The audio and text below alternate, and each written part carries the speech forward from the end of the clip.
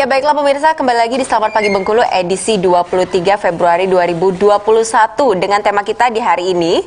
Kita bahas mengenai pelakor ya tentunya, dan pada saat ini marak sekali nih istilah pelakor, dan tentunya tren ini sebenarnya sudah lama. Namun dengan adanya kasus penyanyi religi Nisa Sabian dan bersama dengan keyboardisnya Ayus, ini menjadi tren lagi di kalangan masyarakat dan menimbulkan pro dan kontra. Dengan tema kita di hari ini adalah pelakor dalam perspektif hukum dan Islam, dan tentunya kita akan berbincang bersama dengan narasumber kita di pagi hari ini. Kita sapa terlebih dahulu, yaitu advokat sekaligus ketua LKBH UMB, Ibu Betra Satrianti SH. Selamat pagi Ibu. Selamat pagi. Assalamualaikum. Waalaikumsalam. Gimana kabarnya, sehat? Alhamdulillah sehat. Alhamdulillah sehat. Dan selanjutnya juga ada ulama sekaligus akademisi, Haji Ahmad Farhan SS MSI. Selamat pagi, Assalamualaikum Ustadz. Waalaikumsalam warahmatullahi wabarakatuh. Kabarnya gimana, sehat ya Ustadz ya? Alhamdulillah sehat. Alhamdulillah sehat. Dan kita akan berbincang mengenai pelakor di pagi hari ini. Kita tanya terlebih dahulu bersama dengan Ibu Betra. Ibu Betra, sebenarnya kan istilah pelakor ini sebenarnya sudah lama ya. Pelakor atau kepanjangannya perebut laki orang ataupun suami orang, seperti itu. Nah, sebenarnya menurut pandangan perspektif Ibu Betra sendiri, pelakor ini seperti apa? Baik, pemirsa RBTV yang saya hormati, Pak Ustadz Farhan, Ustadz Muda Kebanggaan Musi Bengkulu, Mbak siapa? Indah. Mbak Indah, host berbakat kita. Syukur alhamdulillah hari ini saya dapat hadir di ruangan ini dalam acara interaktif di RBTV. Kemudian salawat dan beri salam tidak lupa kita aturkan kepada junjungan kita Nabi besar Muhammad SAW. Berkaitan dengan tema diskusi kita pagi ini tentang pelakor, sebenarnya pelakor itu kan akronim dari singkatan perebut lelaki orang sebenarnya. Sebenarnya itu perbuatan ini sebenarnya udah lama ada. Istilahnya berbagai macam dulu, dan itu istilah negatif, bisa disebut kona, perek dan sebagainya dulu. Kemudian berubah lebih halus bahasanya menjadi will, wanita idaman lain. Nah, istilah will itu memposisikan wanita lebih agak terhormat gitu kan, karena dia dijadikan sebagai objek laki-laki, idaman wanita idaman lain gitu. Lelaki yang aktif di sini kalau istilah will. Kemudian di tahun 2017 karena kasus seorang artis dilabrak oleh anak selingkuhannya, muncullah istilah pelakor ini, perebut lelaki orang, di mana ini dialamatkan kepada perempuan-perempuan yang merebut lelaki suami orang lain gitu. Nah, bagi saya istilah pelakor ini memberikan stigma negatif pada perempuan, seolah-olah pelakor itu kan istilahnya perebut atau perampas, atau bisa juga dikatakan pencuri. Istilahnya itu kan dia aktif melakukan mengambil laki-laki orang. Padahal lelaki itu kan bukan barang, bukan benda, ya, bukan benda. Artinya yang melakukan perbuatan perselingkuhan itu tidak bisa perempuan saja yang aktif. Pencuri atau pengambil itu, lelaki dan perempuan itu, mereka itu sama-sama aktif melakukan perselingkuhan, karena tidak mungkin terjadi perselingkuhan itu kalau hanya perempuannya yang aktif. Nah, stigma pelakor ini akan disematkan kepada perempuan yang mengambil suami orang atau lelaki orang lain itu, sehingga itu akan didapat akan disematkan padanya seumur hidup itu. Seumur hidup artinya karena tindakan perselingkuhan itu kan sebenarnya secara hukum kan tidak ada sanksi hukumnya. Tidak ada sanksi hukumnya, pasal-pasal dalam hukum pidana maupun perdata yang dilanggarnya. Yang dilanggarnya itu kan baru norma sosial yang dilanggarnya. Nah, karena itu norma sosial itu karena hukum tidak tertulis. Nah, sanksinya itu adalah dari masyarakat sendiri yang memberikan sanksi. Apa sanksinya? Ya berupa stigma tadi, stigma negatif tadi yang diberikan kepada si perempuan pelakor tadi, celaan, cacian, dan itu akan diberikan seumur hidup.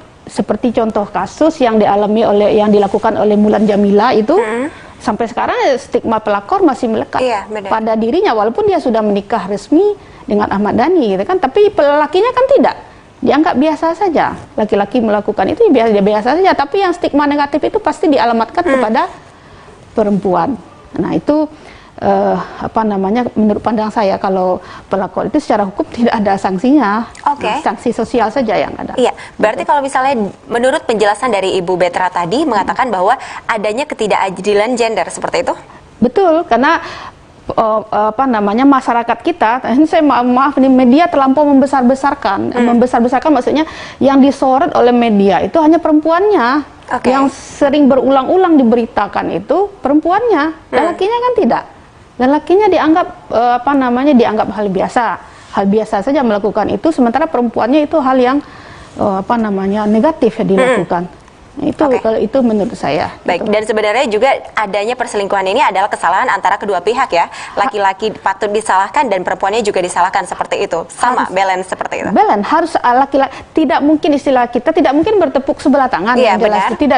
Tidak bisa laki-laki saja yang aktif atau perempuan saja yang aktif. Kalau laki-lakinya menutup diri untuk yang laki-laki yang sudah terikat perkawinan, menutup diri untuk membuka hatinya kepada perempuan lain, walaupun bagaimana si perempuan itu menggodanya, pasti dia akan tetap mempertahankan keluarganya, tidak akan tergoda dengan bujuk rayu perempuan, karena dianggap yang merayu ini perempuan. Tapi sebenarnya yang mengeluarkan rayuan maut itu siapa sebenarnya? Kadang laki-laki yang lebih kuat ya, seperti itu. Sebenarnya pernahkah perempuan merayu maut? Itu nggak ada. Perempuan itu dirayu oleh laki-laki. Berarti ada stigma yang salah seperti itu di kalangan masyarakat sebenarnya. Ya, menurut Baik. saya seperti Nah, itu. Ibu Betra, ini kita lanjut lagi mengenai pelakor ataupun istilah ini kita gunakan ya, tema di hari ini.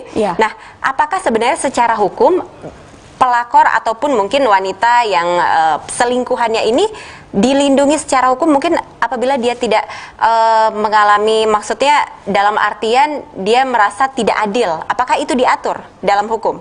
Nah, begini. Bila dia mengadu. Nah, begini ya. Ini sebenarnya pelakor ini kalau kita pakai istilah umumnya perselingkuhan berselingkuh. Nah, dalam hukum perselingkuhan itu baru bisa menjadi persoalan hukum apabila dia sudah mendekati zina, sudah berzina antara laki-laki dan perempuan yang terikat perkawinan. Sanksi hukumnya ada pasal 284. Artinya terjadi perzinahan antara seorang yang terikat perkawinan melakukan hubungan zina, maka sudah ada sanksi hukumnya. Dan ini dilakukan atas dasar suka sama suka, artinya tidak ada paksaan antara laki dan perempuan itu. Laki-laki yang terikat perkawinan itu atau perempuannya melakukan hubungan zina, tidak ada paksaan suka sama suka, dia bisa dikenakan pasal 284 ini. Kemudian deliknya itu bersifat delik aduan absolut. Artinya apa? Yang berhak melaporkan terjadinya tindak pidana perzinahan itu adalah suami atau istri yang dirugikan. Suami atau istri, orang lain tidak bisa melaporkan. Apakah orang tua, anak, tidak bisa melaporkan. Tidak bisa melaporkan dengan pasal 284 ini. Karena dia delik aduan absolut. Kemudian dia bisa dicabut sebelum perkara ini sampai ke pengadilan. Nah, itu dia pasalnya. Kemudian apakah ada kemudian kalau berlanjut perselingkuhan itu berlanjut ke perkawinan misalnya, berkawinan, otomatis perkawinan itu kan perkawinan yang tidak sah secara hukum. Dia akan melakukan perkawinan siri. Nah, secara hukum pasal yang dikenakan kepadanya itu adalah pasal 279, menikah tanpa izin. Sanksi hukumnya lebih berat, 5 tahun. Kalau tadi 284 itu cuma 9 bulan, pelaku perzinahan atau overspell itu hanya ada 9 bulan. Kalau menikah tanpa izin itu adalah 5 tahun sanksi hukumnya. Ya, 5 tahun sanksi hukumnya. Itu secara hukum, artinya perselingkuhan itu dia bisa, kalau dia mendekati zina ke 284, pasal 284 9 bulan. Tapi kalau dia menikah siri ke pasal 279, 5 tahun sanksi hukumnya. Nah, kemudian apa bentuk perlindungan hukum terhadap perempuan yang melakukan pernikahan siri tadi? Karena tindak lanjut dari perselingkuhan itu kan pasti nikah dia ya, nikah siri. Secara Islam biasa nikahnya. secara Islam sah. Tetapi secara negara kita ini adalah negara hukum, yang tertinggi itu adalah hukum positif yang berlaku di Indonesia. Secara hukum dia tidak terlindungi, secara hukum positif ya. Apanya, baik laki-laki, perempuan maupun anak yang dilahirkan dari pernikahan siri itu tidak terlindungi secara hukum. Bagi perempuan apa? Kalau misalnya terjadi kita nikah resmi aja pasti ada konflik antar rumah tangga, dipukul, tidak dinafkahi misalnya kan, atau ditinggalkan, perempuan tadi tidak bisa menuntut suaminya. Tidak ada hukum yang bisa melindungi dia sebagai perempuan. Kalau orang nikah resmi misalnya, kalau dia dipukul bisa undang KDRT misalnya kan. Kalau dia tidak dinafkahi atau suaminya tidak pulang-pulang, dia bisa menggugat cerai. Tapi kalau wanita yang nikah siri, dia tidak punya hak itu. Negara kita, hukum kita tidak melindungi dia. Ya, dia tidak bisa, misalnya ingin bercerai dengan suami, nggak bisa bercerai. Kalau suaminya nggak mau cerai kan gimana? Karena secara Islam hak talak itu ada pada suami. Kalau suaminya tidak menjatuhkan talak, dia statusnya tetap jadi istri simpanan dari si lelaki itu. Secara hukum ya? Secara hukum, artinya apa? Dia terus-menerus akan mengalami kerugian. Nah, itu terhadap istri. Kemudian yang kedua, terhadap istri itu dia tidak akan mendapat, kalau cerai misalnya, istri pisah ya, kalau ditalak istri dia tidak dapat harta gono gini, dia nggak dapat. Itu bagi istri ya, harta gono gini.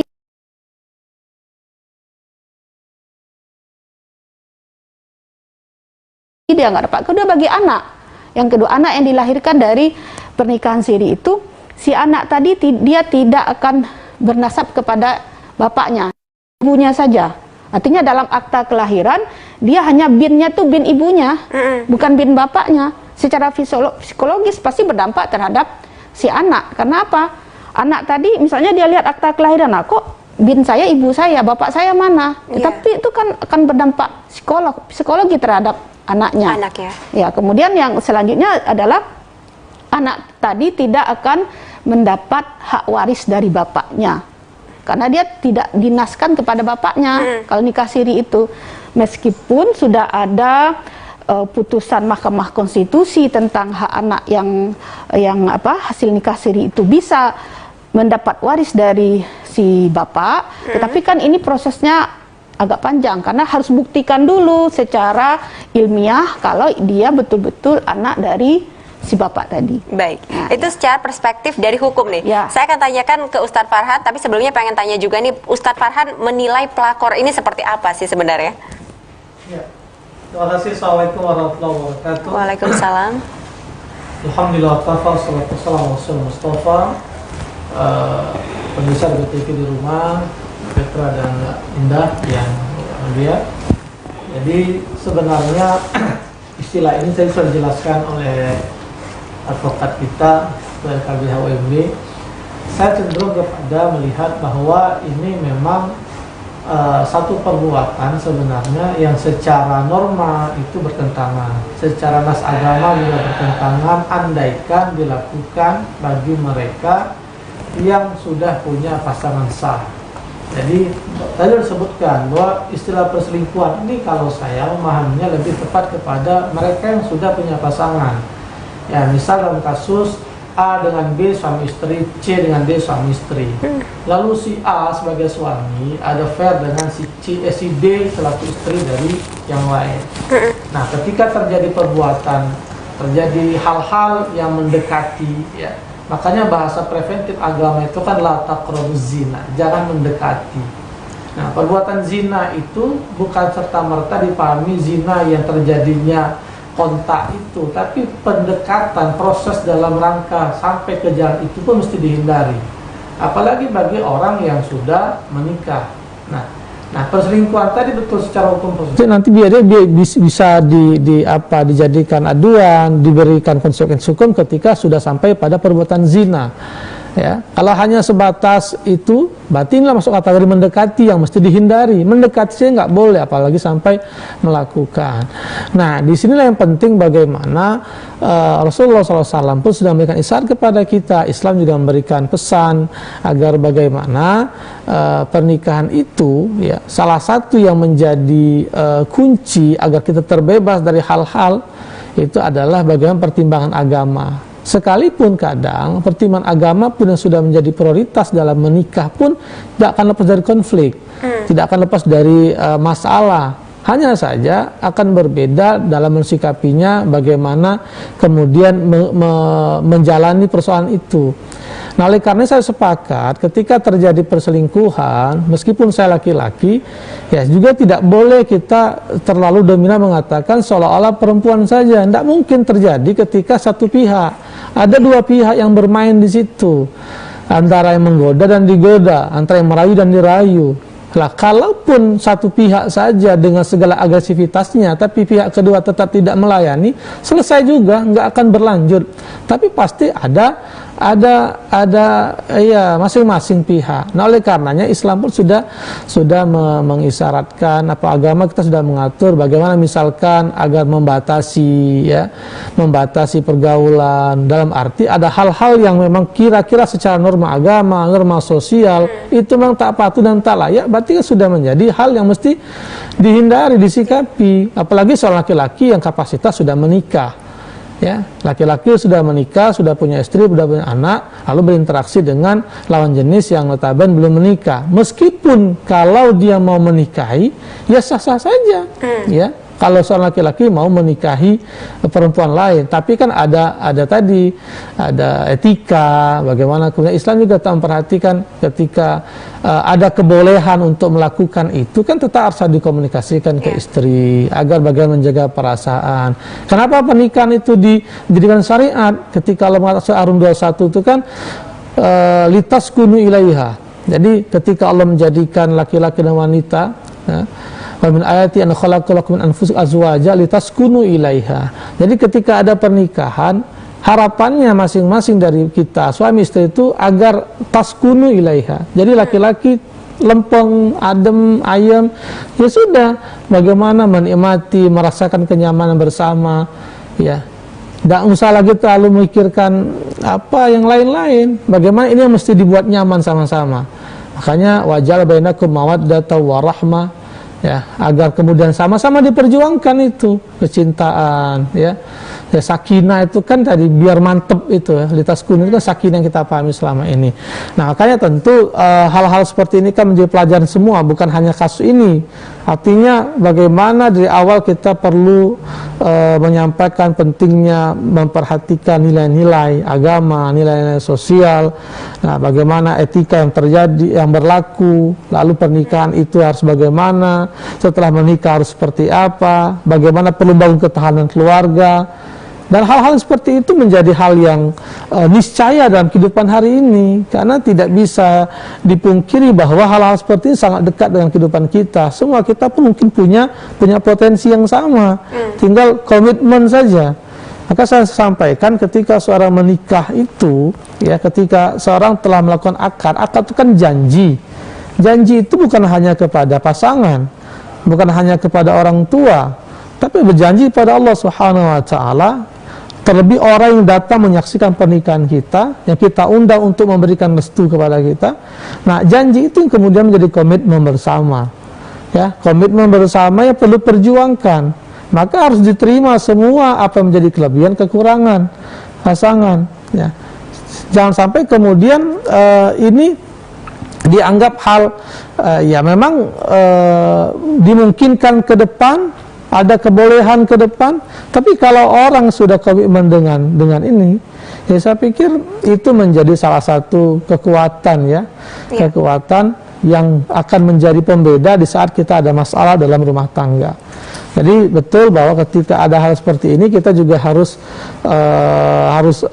fair, harus balance bahwa fakta yang begini memang ada, bahkan sangat dekat dengan kita. Nah, kalau terjadi perbuatan seperti itu, kita proporsi juga. Kalau memang ketika diminta untuk bagaimana kita mendapatkan pelajaran atau ditanyakan bagaimana kita seharusnya, tanpa harus mengklaim, menjudge sesuatu yang sebenarnya bukan urusan kita, ya, bukan urusan kita harus masuk dalam. Tapi ketika ada orang yang meminta kita mengambilkan pelajaran agar kita terhindar, ya mungkin boleh saja begini pelajarannya, bagaimana seharusnya. Tapi di luar itu yang kita tidak ketahui, nah inilah salah satu yang menjadi kelebihan warganet netizen negeri plus 62 ini yang luar biasa. Kadang-kadang seolah maha benar dengan segala ocehannya, padahal kita tidak tahu. Nah, ini yang menjadi perlu juga kita hal-hal tertentu itu ada saatnya bicara, ada saatnya berdiam dan cukup mengambil pelajaran saja. Intinya juga untuk para netizen ya, istilah netizen ini juga harus bersuara dengan kata yang lebih baik juga seperti itu, dan jangan memojokkan salah satu pihak, karena dipastikan bahwa terjadinya kasus ini adalah dua pihak bersalah seperti itu. Baik Ustadz, ini kita pengen tanya juga nih, istilah pelakor ini kan adalah selingkuhan ya. Nah, apa bedanya dengan istri siri, dan apa hak dan kedudukan istri siri dan istri sah? Ya, tadi sudah sempat disinggung. Ya, kalau pernikahan siri itu kan pernikahan yang nama sir itu kan dalam bahasa Arab itu namanya diam-diam, sirrun. Jadi ada yang menutupi sehingga nggak nampak kelihatan. Beda dengan ketika dibuka terang-terangan itu. Nah, sepanjang syarat dan ketentuan dalam pernikahan terpenuhi ya dalam Islam, maka saat pernikahan itu laki-laki misalnya dia tidak perlu pakai wali, dia bisa menikahkan diri sendiri ya. Perempuan tidak perlu pakai wali, perempuan perlu pakai wali ya, kalau nggak ada wali nasab dia bisa wali hakim, tapi ada menjadi walinya. Kemudian ada yang mau menikah laki-laki perempuan, kemudian ada ijab kabulnya, ada maharnya ya kan.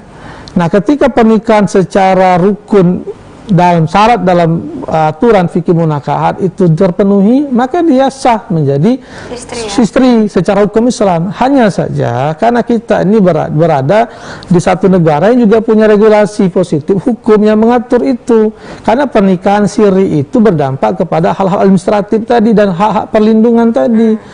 Nah, makanya ketika istri siri dia sah, tapi dia tak berdaya ketika ada apa-apa di kemudian hari. Ya, seperti tadi ketika ternyata sang suami melakukan hal-hal yang merugikan, lalu istri tak punya kekuatan, tak punya daya untuk melakukan pembelaan, tuntutan, karena dia tidak tercatat. Gampangnya nikah siri itu tak tercatat secara administratif, tidak ada bukunya, ya karena dia tidak didaftarkan, ya sehingga kalau ada apa-apa, kayak tadi ada KDRT, ditinggalkan begitu saja, nggak dinafkahi, istri apa yang bisa lakukan? Nggak bisa. Nah, maka beda dia kedudukannya, perlakuannya. Kalau kedudukannya sama, dia sebagai seorang istri, maka ketika seorang istri, ya kewajiban sebagai seorang istri pada suami, mau istri siri atau istri dalam pernikahan yang sebagai lazimnya tetap sama. Cuman tadi implikasi akibat pernikahan itu nih yang akan dia dapatkan berbeda dengan istri yang memang pernikahan sebagaimana yang diatur dalam hukum agama dan hukum negara. Nah, oleh karenanya seringkali disampaikan itu ya, setiap pernikahan siri itu ada kemungkinan pihak perempuan yang dirugikan. Makanya kemudian sebaiknya perempuan juga mesti untuk mengambil menggunakan logikanya maksudnya. Karena ada istilah itu kan kadang kita wanita ini mengedepankan perasaan dibanding logika. Ya boleh saja dia mengatakan, ada yang mengatakan bahwa cinta itu nggak bisa dipaksakan, cinta itu tumbuh begitu saja, cinta itu adalah anugerah. Iya, tapi itu perasaan.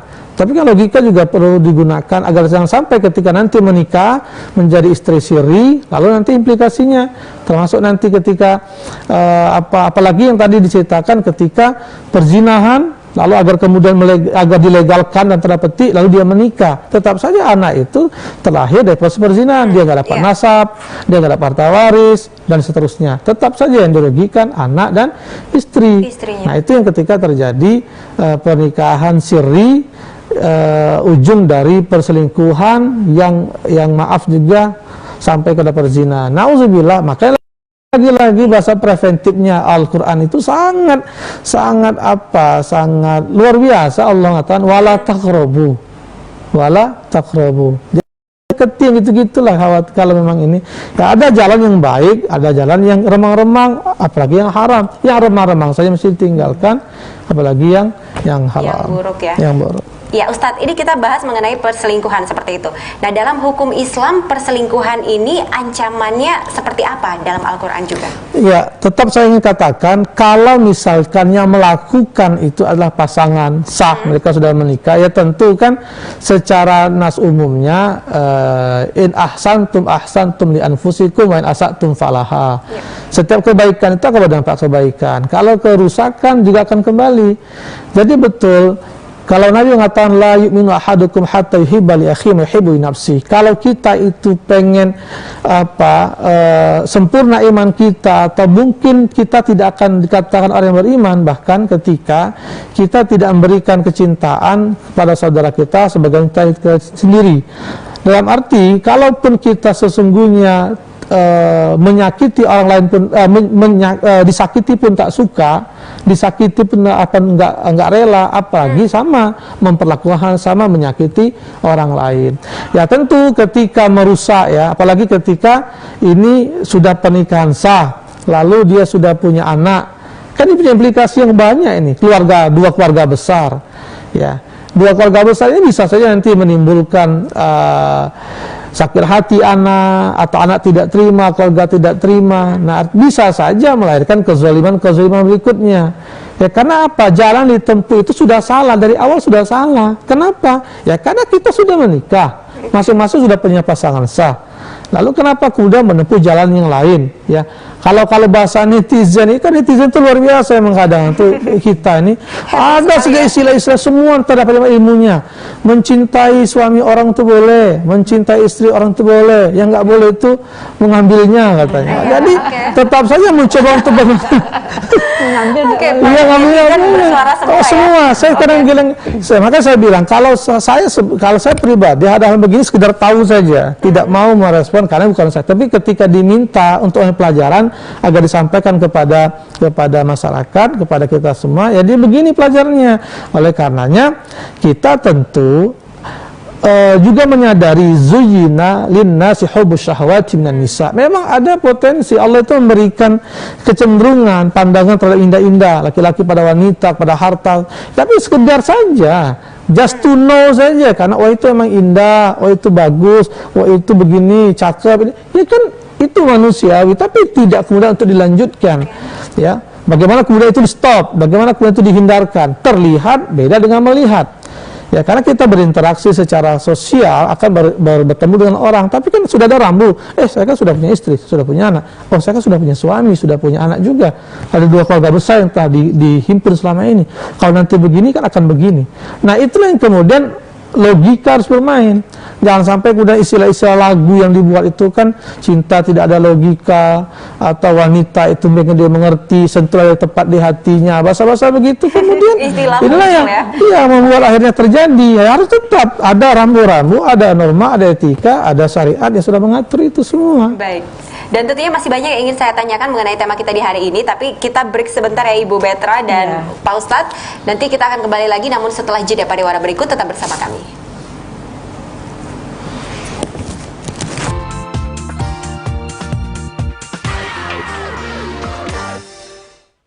Ya baiklah pemirsa, kembali lagi di Selamat Pagi Bengkulu edisi 23 Februari 2021. Masih bersama dengan narasumber kita di pagi hari ini.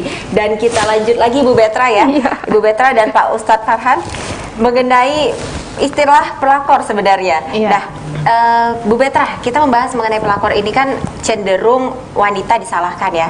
Korbannya wanita, pelakunya juga wanita, seperti itu. Seperti distigmakan bahwa laki-laki ini tidak ada perannya seperti itu. Nah, bagaimana tanggapannya mengenai hal ini? Apakah sebenarnya ketika istri sah untuk mempidanakan perselingkuhan itu hukumnya seperti apa? Nah, baik, terima kasih. Seperti yang sudah saya jelaskan tadi, kalau perselingkuhan saja belum, masih sekedar sayang-sayang, chatting-chatting, ya, jalan bareng, itu belum ada sanksi hukumnya, tapi dia baru ada sanksi hukumnya apabila telah mendekati zina, berzina. Artinya si istri mengetahui suaminya nginap di hotel mana gitu ya, menginap di hotel mana atau berduaan di mana gitu.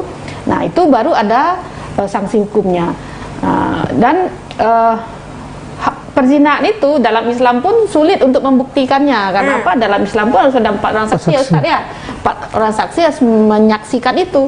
Dan logikanya kalau ada saksi yang menyaksikan perzinaan pasti nggak terjadi gitu, tidak terjadi perzinaan itu. Tetapi dalam hukum positif untuk membuktikan itu ada minimal 2 alat bukti. Dua alat bukti. Alat bukti itu kan ada 5, 2 aja cukup. 2 itu apa? Bisa surat atau saksi ditambah 2 orang saksi. Surat itu mungkin kalau dia menikah, mungkin kalau dia ada bukti nikah siri, kan orang nikah siri kan ada juga surat akta nikahnya itu dibuat oleh ET. Itu kan bisa sebagai bukti dia telah melakukan pernikahan siri, itu bukti surat. Itu harus dicari itu. Atau misalnya kalau kan ada juga nih nikahnya sah secara ini, nikah di KUA, betul ada. Mungkin dia memalsukan identitasnya sebagai suami, maka statusnya perjaka dan perjaka duda, mungkin. duda.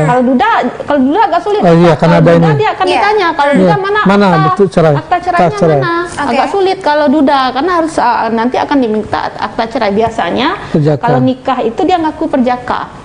Kalau KUA nggak bisa kita salahkan, dia kan nggak akan melihat itu, nggak dia perjaka tidak, dia nggak penting, dia ada bukti formalitasnya saja, dia lihat formalitasnya dia perjaka gitu kan. Kemudian dia memasukkan identitasnya seperti itu, ya dia nikah secara resmi, ada buku nikahnya. Beberapa kasus saya alami, ada buku nikah resmi, buku nikah, tapi dia tidak akan nikah di daerah dia, dia nikah di pelosok-pelosok yang sulit untuk dideteksi. Tapi kadang-kadang yang namanya perbuatan terlarang itu lambat laun kan terungkap. Nah, ini ada kejadian yang saya alami, si istri menemukan buku nikahnya, Pak Ustadz, ditemukan buku nikahnya, nikah dengan perempuan itu. Dia awalnya nggak ngaku, nggak nikah, enggak, dan dia nggak ngaku karena laki-laki cenderung akan menutupi perselingkuhan itu, dia tidak akan membuka itu. Tapi si istri ini tahu segi hukum, dia dapat buku itu, buku nikah. Nah, maka dengan adanya itu bukti tertulis namanya buku nikah, atau yang membuktikan dia ada bukti tertulis. Kemudian harus ada saksi, saksi yang melihat, tidak harus dia melihat berzina, tidak. Misalnya ada tetangga, ya tiap malam bapak itu pulang ke rumah itu, tiap malam misalnya dia datang malam pulang pagi, ada 2 orang saksi. Dalam hukum itu sudah dikatakan petunjuk. Dikatakan petunjuk. Karena ada surat tadi, ada petunjuk, ada saksi. Nah, itu sudah secara hukum sudah dapat dibuktikan kalau sudah terjadi perzinaan sebagaimana dimaksud pasal 284 tadi. Nah, 284 tadi. Nah, itu yang dapat dilakukan istri kalau dia tidak terima suaminya melakukan pernikahan. Karena kalau pernikahan kan agak sulit juga membuktikan. Kalau perzinahan seperti itu, apalagi kalau misalnya si wanita simpanan itu hamil, punya anak misalnya, itu lebih enak lagi. Lebih enak lagi. Kenapa? Kita bisa tes DNA dan bagaimana, siapa bapaknya. Kan gitu kalau mau membuktikan secara hukum memang. Dan kasus-kasus itu di Bengkulu sudah banyak terjadi. Sudah banyak ya di Bengkulu? Banyaknya, enggak 1-2 lah. Berarti bisa dikatakan ada ya. Tapi kalau bisa dikatakan tinggi, rendah, atau seperti apa? Kalau untuk kasus di Bengkulu? Pembuktiannya sulit. Pembuktiannya sulit, tapi kasus yang sudah sampai ke pengadilan dan pelakunya ditahan ada. Di Bengkulu ada. Pembuktiannya memang sulit, apalagi kalau si wanita ini yang dirugikan, apakah itu pihak suami atau laki, orang biasa lah Pak Ustadz, jadi nggak paham hukum dan lain sebagainya, sulit. Tapi kalau dia orang kuat, tahu cara-caranya, ya bisa dibuktikan. Baik. Nah, beberapa kasus tadi Ibu mengatakan bahwa sebenarnya kadang untuk selingkuhannya ataupun wanita selingkuhannya ini tidak mengetahui bahwa laki-laki tersebut apakah sudah berkeluarga atau belum, seperti itu. Nah, ini bisa dikatakan bahwa istri sah dan selingkuhannya juga ini sama-sama dirugikan. Nah, bagaimana untuk pidana akan hal ini? Apakah laki-laki saja yang dipidana atau seperti apa, Ibu? Nah, inilah uniknya pasal 284 dengan 279 tadi. Tidak bisa dipisah. Misalnya kalau si laki-laki dia tahu istrinya berselingkuh, dia laporkan ke polisi misalnya, dia ingin yang laki-lakinya aja ditangkap, istrinya tidak bisa. Harus sepaket, pelaku dua-duanya harus, walaupun tidak mengetahui. Walaupun tidak mengetahui, nah istilah tidak mengetahui itu kan untuk mempertahankan diri saja. Kalau saya bagi laki-laki perempuannya, sudah ditangkap, saya nggak tahu. Dia sudah menikah. Itu saya itu alibi ya? Karena dalam pasalnya dua-duanya kena sanksi hukum, bukan satu pihak saja. Itu alibi saja. Ya, kalau dia tidak tahu menikah, kenapa nikahnya harus sembunyi-sembunyi? Pasti ada ditutupi. Kalau kita punya logika, dan mungkin nggak. Misalnya ada lelaki yang suka dengan perempuan, tapi kita nikah sembunyi, nikahnya di sana ya, di pelosok sana. Sebagai perempuan kita kan bisa bertanya. Jadi dia anggap mengetahui. Sama dengan ini Pak, penadah. Penadah misalnya, saya beli HP, harga pasarannya 3 juta. Ada orang jual ke saya 1 juta, tapi saya tidak tahu apakah barang curian atau tidak saya beli. Secara hukum saya kena. Karena apa? Di bawah pasaran harganya 1 juta, harga sebenarnya 3 juta, saya beli 1 juta. Walaupun saya tidak tahu itu barang curian, tapi saya tetap terjerat hukum. Sama dengan perempuan tadi, dianggap tidak tahu ya kok nikah diam-diam. Nikah itu berarti adalah dua-duanya suatu yang disalahkan ya secara hukum. bukan kok diam-diam. Nggak bisa, itu alibi saja. Baik. Nah, jadi Ibu, saya pengen tanya juga di mengenai kasus perselingkuhan antara suami dan istri seperti itu, dan banyak mungkin hampir semua ya kayaknya yang selingkuh ini di pihak laki-laki, benar nggak Ustadz? Iya atau tidak nih? Kalau kita melihat kasus-kasus selama ini, dan ketika adanya kasus perselingkuhan ini, kebanyakan istri memilih diam. Memilih diam dan akhirnya suami memilih si selingkuhan. Ini bagaimana? Sebenarnya apa yang membuat sisi perempuan ini tidak fight untuk membela ataupun menegaskan kepada suaminya untuk meninggalkan si pelakor seperti itu? Mungkin Bu Betra? Maksudnya kenapa istri perempuan lebih memilih suka diam? Apakah faktor anak atau faktor yang lainnya barangkali? Nah, ini juga banyak kasus yang saya hadapi ya. Ada juga ya di Bengkulu? Ada. Saya heran, waktu itu saya menangani perkara di pengadilan agama. Datanglah ibu-ibu perempuan umur sekitar 56 tahun, Pak Ustaz. Standar 56 tahun. Ya sudah inilah, sudah paripurna lah kalau itu datang mau mengajukan perceraian gitu kan. Bukan buat cerai ke pengadilan agama. Nah, udah saya tanya, jadi saya bertanya-tanya, orang bercerai itu biasanya yang banyak itu perempuan mengajukan cerai itu umur 20 sampai 40 yang banyak mengajukan perceraian perempuan itu umur 20 40, penyebabnya ekonomi, perselingkuhan atau tidak perhatian dan sebagainya. Cuman ibu-ibu ini saya tanya, kenapa Bu mau bercerai? Udah ya kalau tua ini kan ibaratnya udah cari ini lagi kan, udah menurun itu kan, anak-anak udah besar. Ya kita kan Bu, saya selama ini menahan hati saya Bu, katanya kan menahan hati saya sejak menikah dengan suami saya ini tidak dianggap sebagai manusia oleh suami saya. Kadang dia bawa wanita ke rumah, saya biarkan saja. Secara terbuka ya? Iya, dia pacaran misalnya bawa wanita ke rumah, kadang ya saya terima saja Bu, karena apa ya, saya tidak punya pekerjaan, anak-anak saya harus tetap makan, harus ke sekolah, jadi atas pertimbangan anak-anak saya itulah, karena saya tidak bisa mencari nafkah, biar saya berkorban untuk anak-anak saya berkorban katanya. Nah, ya sekarang anak saya sudah menikah, sudah pada jadi sarjana, dan saya ingin bebas Bu katanya. Karena suami saya sampai sekarang pun tidak berubah, masih seperti itu katanya kan. Saya ingin bebas, makanya saya ingin bercerai. Nah, itu salah satu contoh kasus kenapa sepertinya perempuan itu membiarkan, padahal dia tahu itu terjadi perselingkuhan antara suaminya dengan perempuan lain, dia tahu, tapi dia membiarkan itu karena itu faktornya. Bisa faktor anak, faktor ekonomi, karena ketergantungan tadi, ketergantungan si perempuan terhadap si suami. Kemudian ada lagi faktor bibit bobot bebek, Pak Ustaz. Saya ada bibit bobot dan bebek itu, saya juga menangani kasus seperti itu. Sudah meninggal pun suaminya masih disebut itu. Karena apa? Dia tidak mau meninggalkan bobot bebet yang jelek terhadap keturunannya. Karena apa, dia nanti dicap sebagai perempuan tidak taat kepada suami, bercerai. Dia tidak mau menurunkan itu kepada anak-anaknya, maka dia tahankan itu. Tahankan itu, tidak bercerai dengan suaminya. Setelah meninggal suaminya, dia cerita dengan saya seperti itu, bahwa sebenarnya dia hanya mempertahankan suami, padahal dia pegawai, punya kemampuan ekonomi, tapi tetap bertahan itu karena itu bobot tadi. Dia nggak mau meninggalkan bobot yang jelek terhadap keluarganya, dia pertahankan terus rumah tangganya. Jadi bukan hanya faktor anak saja. Jadi banyak faktor ekonomi, wanita memilih diam ataupun bungkam seperti itu. Nah, tapi sekarang dengan adanya undang-undang KDRT sekarang, dari tahun ke tahun angka perceraian itu sangat tinggi. Salah satunya dia kalau sudah disakiti oleh laki-laki, tidak diberi nafkah misalnya, diselingkuhi misalnya, udah dia nggak terima, udah ke pengadilan Pak. Ya karena dari tahun 2017 ya angka perceraian di Bengkulu itu tinggi. 700, kemudian meningkat jadi 800, 900, sekarang sudah hampir 1.200 sekian setahun. Tinggi. Nah, jadi persentasenya itu antara laki-laki dan perempuan yang mengajukannya kan ada nama cerai talak, ada cerai gugat. Cerai gugat itu kan perempuan ya, sekitar 60%. 40%-nya laki-laki. Cerai talak. Cerai talak. Oke. Nah, itu. Jadi angka perceraiannya tinggi itu gara-gara itu.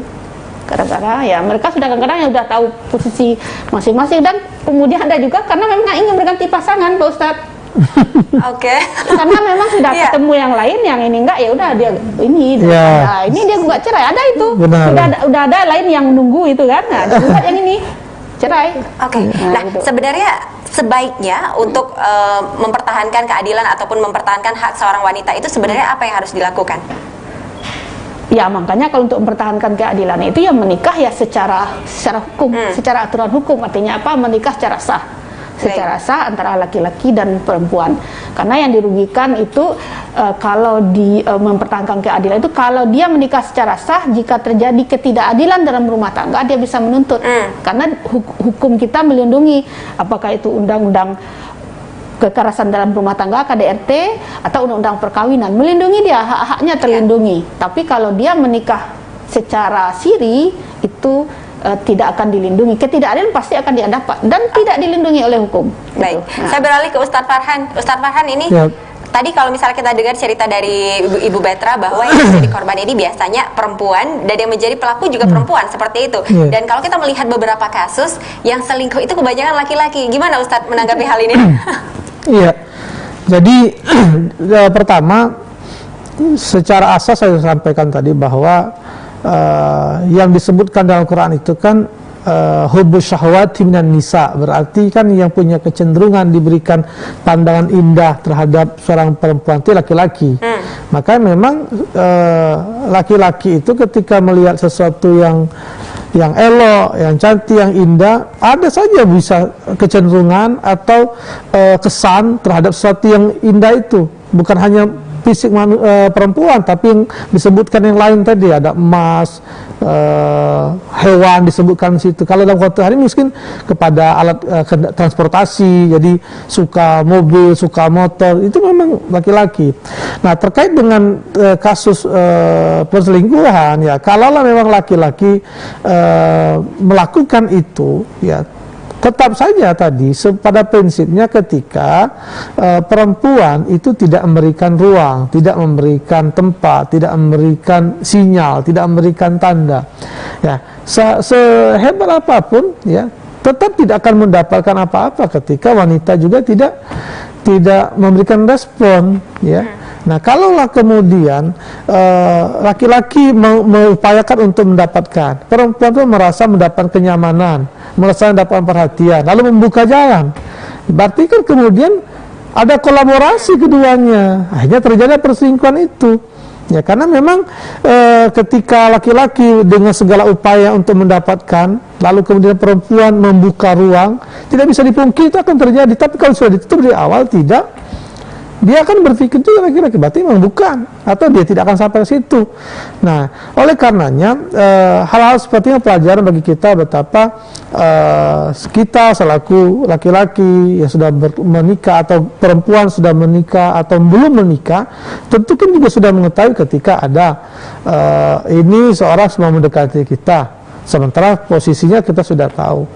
Nah, seperti tadi disampaikan, ya kadang perempuan itu kan bukan tidak tahu, dia tahu, ya, cuman tadi merasa nyaman tadi, dapat perhatian. Laki-laki melihat ini seperti, wah ini kayaknya bisa ini, nah, gampang.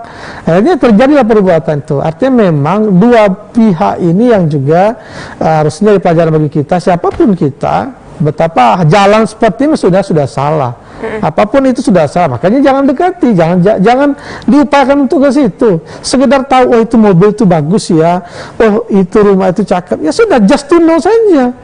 Nah, karena kalau nanti mencoba ke situ sementara itu memang bukan punya kita di rumah sudah ada. Nah, makanya kan kalau bahasa Gus Baha itu kunci kenikmatan itu adalah dengan melihat nikmat sendiri, bukan melihat nikmat orang lain, apalagi membandingkan. Akhirnya di situ masalahnya. Kalau bahasa orang dulu, biarkan rumput tetangga lebih hijau karena ada bunga cantik di bawah jendela, itu punya kita.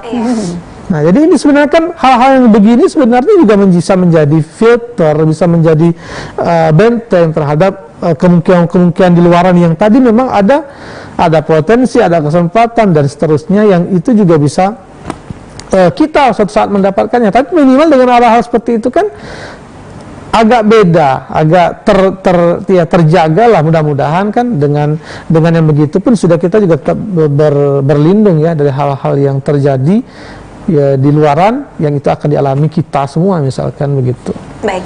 Nah, yang terakhir Ustadz, mungkin pesannya nih untuk kaum laki-laki terkait dengan tema kita di hari ini apa Ustadz? Iya, sebenarnya kalau saya sebagai laki-laki kan, kalau saya misalnya nyampaikan di kampus ya,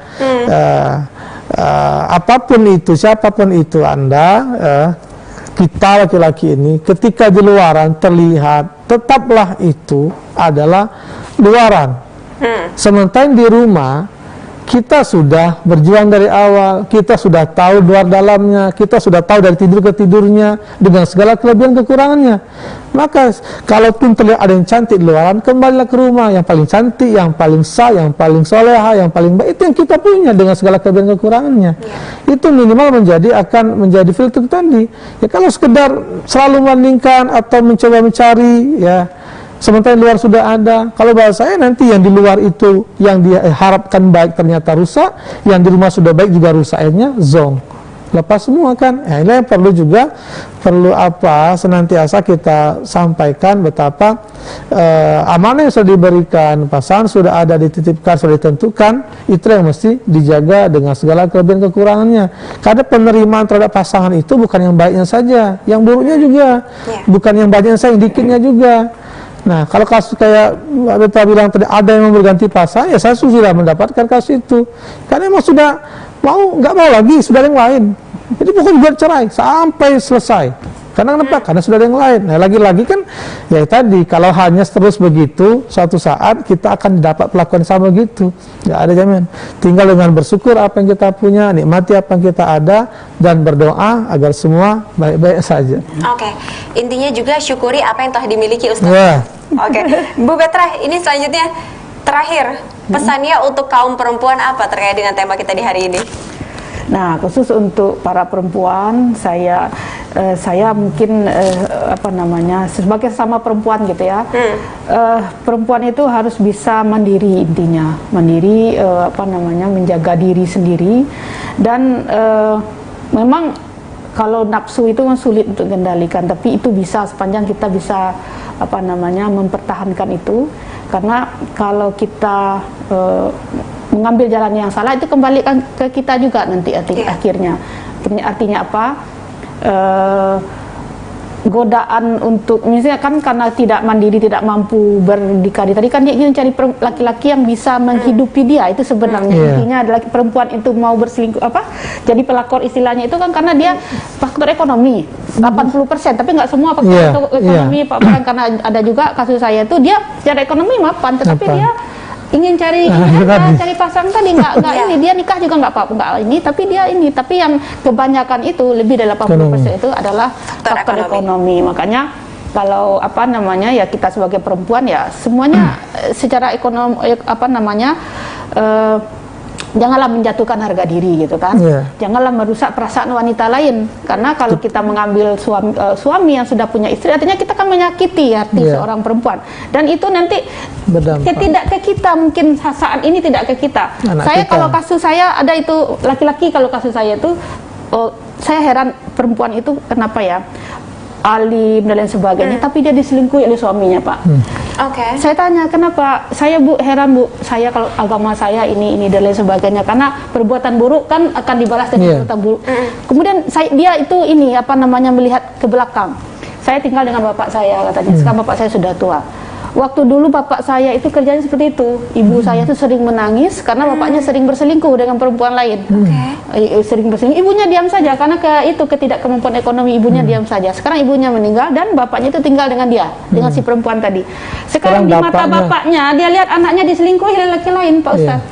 Anaknya, bapaknya itu sudah sepuh gitu kan. Dia lihat bagaimana anaknya menangis karena diselingkuhi oleh suaminya.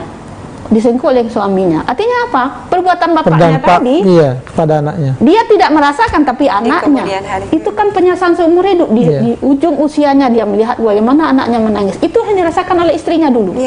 Karma berlaku ya, Bu, Karma ya? berlaku. Begitulah dengan perempuan yang suka mengambil suami orang. Mungkin dia sekarang aman aja, ekonomi mapan Iya. segalanya ini. Tapi dia kan nggak tahu bagaimana Di kemudian hari anak nantinya. cucunya seperti apa nanti.